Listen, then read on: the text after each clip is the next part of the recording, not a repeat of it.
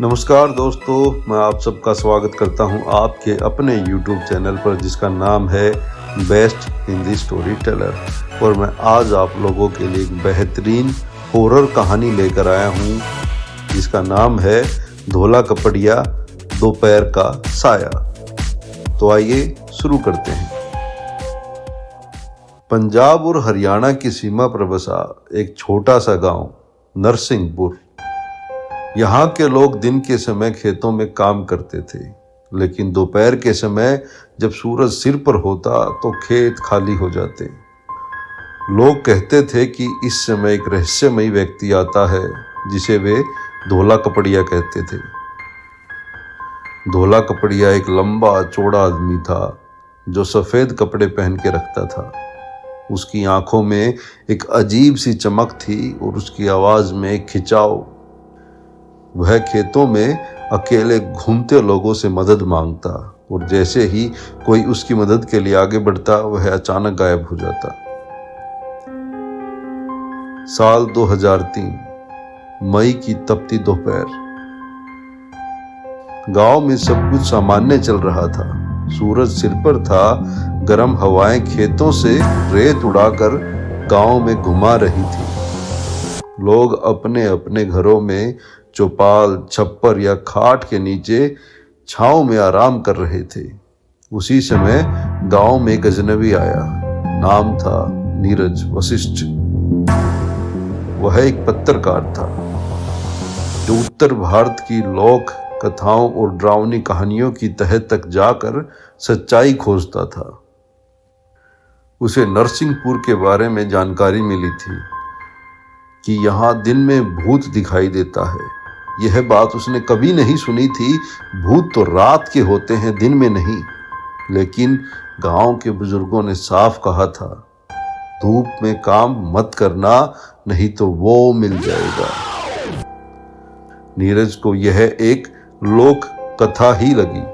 उसने फैसला किया कि वह दोपहर को खेतों में जाएगा, कैमरा और रिकॉर्डर लेकर। दोपहर के करीब 1:15 बजे थे। नीरज ने अकेले गांव के बाहर एक सूखे खेत में कदम रखा। आसपास कोई नहीं था। दूर दूर तक बस झुलसती गर्मी और सूखी हवा की आवाज। अचानक किसी की आवाज आई, भाई मेरी मदद कर दे, भाई मेरी मदद कर दे। नीरज ने पीछे देखा। एक लंबा हट्टा कट्टा आदमी सफेद धोती कुर्ता पहने खड़ा था। चेहरा इतना चमकदार कि आंखें चौंक जाएं और शरीर जैसे कोई पहलवान हो। आवाज फिर आई, मेरा बैल कुएं में गिर गया है, कोई मदद कर दो, कोई है क्या भाई? नीरज को अजीब लगा कि इतनी दोपहर में ये आदमी क्यों खेतों में घूम रहा है, लेकिन वह जिज्ञासु था। वो फिर भी आगे बढ़ा। जैसे ही वह उस आदमी के पास पहुंचा, वो गायब हो गया। नीरज हक्का बक्का चारों तरफ देखा, कहीं कोई नहीं। गर्मी बढ़ती जा रही थी, पसीना बह रहा था, पर हवा थम गई थी। अचानक उसका कैमरा बंद हो गया, रिकॉर्डर झंझनाने लगा। वह डरते डरते गांव वापस लौट आया। नीरज ने उस रात गांव के बुजुर्ग चौधरी बलदेव सिंह से बात की। चौधरी ने बिना कुछ कहे ही उसे बैठने का इशारा किया और बीड़ी सुलगा ली। देख पुत्र, तू जो देख के आया है ना, वो धोला कपड़िया है। नीरज ने कहा, कौन है ये और ये दिन में क्यों आता है? चौधरी, ये आदमी नहीं है, आत्मा है, आत्मा। साल 1968 में इस गांव में धर्मपाल नाम का एक आदमी रहता था। बड़ा बलशाली, नेक दिल, पर गांव वालों ने उस पर चोरी का झूठा आरोप लगा दिया और मार मार कर उसे खेतों में गाड़ दिया, वो भी दिन के उजाले में। तब से वो हर दोपहर लौटता है किसी अनजान से मदद मांगने और फिर गायब हो जाता है। नीरज अवाक रह गया। मगर उसने ठाना कि वह इस रहस्य की जड़ तक जाएगा। अगले दिन दोपहर नीरज फिर उसी खेत में गया। इस बार कैमरे के साथ ताबीज भी पहना हुआ था। 1:30 बजे वही आवाज आई, भाई मेरी मदद कर दे, अरे कोई है क्या, मेरी मदद कर दे। नीरज ने कैमरा ऑन किया। कैमरे की स्क्रीन पर वह सफेद कपड़े वाला आदमी दिख रहा था, मगर आंखों से नहीं, जैसे उसे कोई सिर्फ तकनीक से ही देख सकता हो। इस बार वह आदमी बोला, तू सच्चाई जानना चाहता है ना? और फिर जैसे हवा में कुछ बदल गया। नीरज की आंखें भारी होने लगी और वह जमीन पर गिर गया। नीरज एक पुराने खंडर में जागा। वहीं सफेद कपड़ों वाला आदमी खड़ा था। उसने कहा, मेरा नाम धर्मपाल है। मैंने किसी का कुछ नहीं चुराया था, बस गांव वालों के शक और ईर्ष्या का शिकार हो गया। मुझे दिन के उजाले में ही मार डाला। अब हर उस आदमी को बुलाता हूं जो मेरी कहानी दुनिया को बता सके, मगर अब तक किसी ने मेरी कहानी पूरी नहीं सुनी। नीरज ने कहा, मैं तुम्हारी कहानी सबको सुनाऊंगा। धर्मपाल मुस्कुराया और बोला, सुनाने से पहले खुद को बचा लो।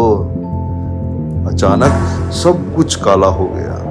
नीरज अगले दिन गांव के एक कुएं के पास बेसुध मिला। शरीर पर खरोचे, कपड़े फटे हुए। डॉक्टर ने कहा, शरीर में डिहाइड्रेशन है, कुछ और ही असर है, जैसे किसी ने उसे जकड़ कर रखा हो। गांव के लोग डर गए। उन्होंने फैसला लिया कि अब दोपहर के समय कोई खेत में नहीं जाएगा। नीरज ने अपने कैमरे की रिकॉर्डिंग चेक की। सिर्फ एक फ्रेम था जिसमें एक सफेद कपड़े वाला आदमी खेत में खड़ा था और धीरे धीरे धुंध में बदल गया। नीरज ने उस पूरी घटना पर एक डॉक्यूमेंट्री बनाई, धूप में छिपा भूत, जो वायरल हो गई। लेकिन नीरज खुद कैमरे से दूर हो गया। लोग कहते हैं उसने आत्मा को बहुत नजदीक से देखा है और अब वो भी कभी कभी दोपहर को गांव के पास देखा जाता है, सफेद कपड़े पहने हुए, लोगों से मदद मांगते हुए। क्या नीरज भी उस आत्मा का हिस्सा बन गया है या उसने धर्मपाल की आत्मा को मुक्ति दिलाई? पता नहीं, किसी को कुछ पता नहीं। आज भी नरसिंहपुर में दोपहर के समय खेत खाली रहते हैं।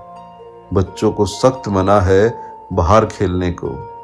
जब सूरज सिर पर होता है, गांव में हवाएं थम जाती हैं। बस एक नाम हवा में गूंजती है, धोला कपड़िया, धोला कपड़िया, धोला कपड़िया, जो हर उस अजनबी की तलाश में है जो उसकी कहानी सुन सके और शायद उसका अंत भी।